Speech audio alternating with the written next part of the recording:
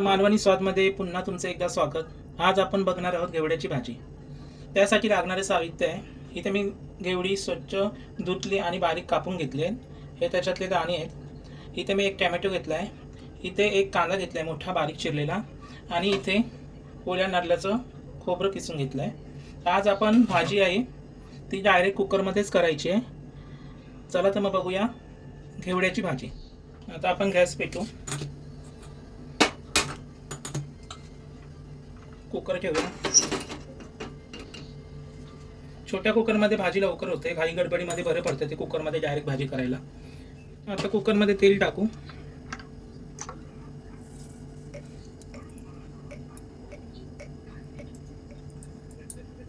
तेल गरम झालं की नंतर आपण त्याच्यात राई आणि जिरे टाकू. राई आणि जिरं चांगलं तडतडलं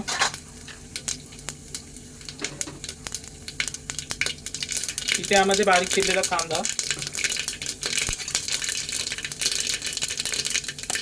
एक मिनिट,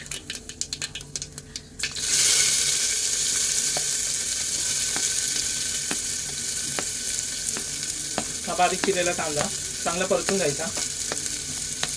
कांदा मऊ आणि लालसर झाला की नंतर टॅमॅटो टाकायचा. बघा कुकरमध्ये दिसतंय का तुम्हाला? कारण माझं किचन खूप छोटं आहे, त्यामुळे मला नीट दाखवायला पण जमत नाही. कारण कुकरमध्ये बघा दिसतंय का? कांदा भाजून घेतो. कांदा चांगला जरा असं नरम होऊन दे.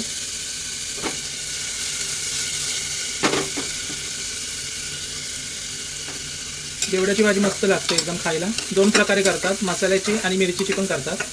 मी आज मसाल्याची बनवणार आहे, तिखट वगैरे टाकून. कांदा आता लालसर झाला आहे.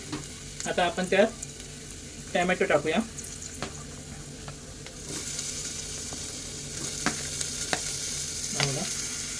आता टॅमॅटो चांगलं परतून घेऊ.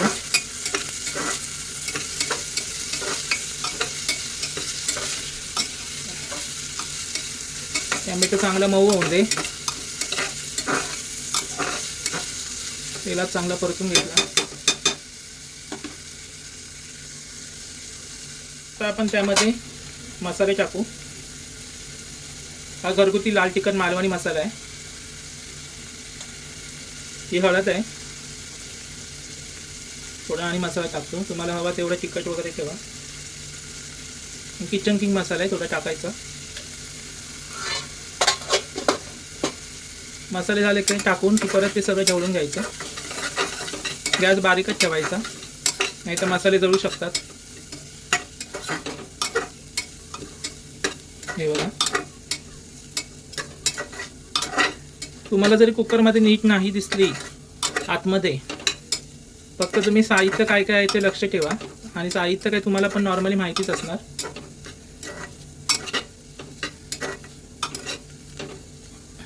तयार झाली की मी एका बाउलमध्ये काढून तेव्हा तुम्हाला दिसेलच. आता आपण काय करूया, हे जे भाजीमधले दाणे आहेत म्हणजे ते गर आहेत ते आपण टाकूया.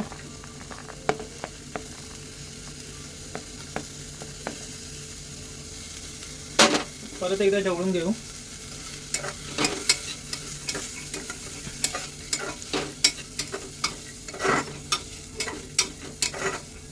चांगलं एकजीव करून घेतलंय.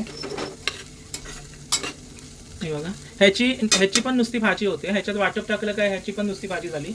ती पण मला कधी पॉसिबल असेल तर मी दाखवेन तुम्हाला एकदा.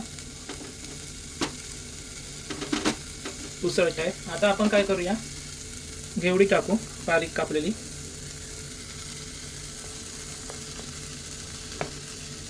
एवढं छोटं आहे ना किचन की मला हे सगळं जपून करावं लागतंय. असा विषय झालेला आहे. पण असो, शेवटी छोटं आणि मोठं शेवटी आपलं ते आपलंच असतं. हे बघा, सगळं असं मिक्स करून घ्यायचं. तुम्हाला मी असं करून दाखवतो. चांगलं परतून घ्यायचं आतमध्ये भाजी.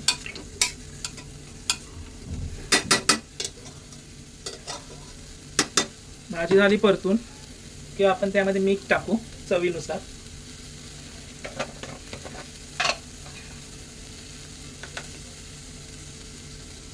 हे बघा, चवीनुसार मीठ टाकायचं, जास्त नाही टाकायचं. मीठ टाकून झाल्याच्या नंतर आपण खोबरं टाकूया, जे ओल्या नारळाचं खोबरं आहे ते किसलेलं. त्याच्यामध्ये काही लोक शेंगदाण्याचं कूट पण टाकतात.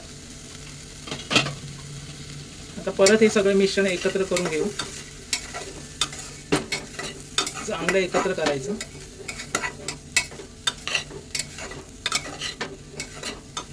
सगळं एकत्र करून झालं की आपण आता याच्यात अंदाजे प्रमाणात पाणी टाकायचं आणि शिट्ट्या करून घ्यायच्या. चला आता आपण पाणी टाकूया.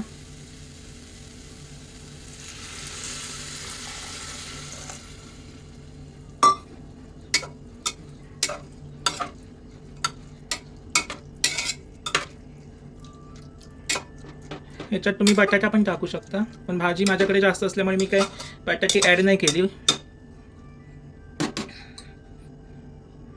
नॉर्मली बटाटा हा सगळ्या भाज्यांमध्येच घातला. आता म्हटलं आज बिना बटाट्याचीच भाजी करूया. हे बघा, मी अंदाजे पाणी ठेवलं आहे. जरा असं हलवून घ्यायचं म्हणजे आजूबाजूला लागलेलं सगळं एकत्र होतं.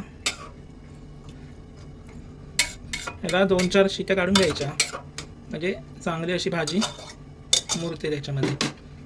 आता आपण कुकरचं झाकण लावू.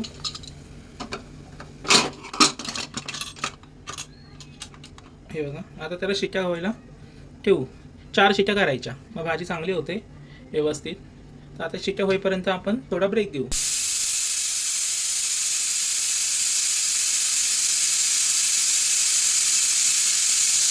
प्रकारे भाजी तयार आहे. तुम्ही अशा पद्धतीत करून बघा आणि आवडली तर माझ्या चॅनल लाईक, सबस्क्राईब, शेअर करायला विसरू नका आणि कमेंट जरूर करा.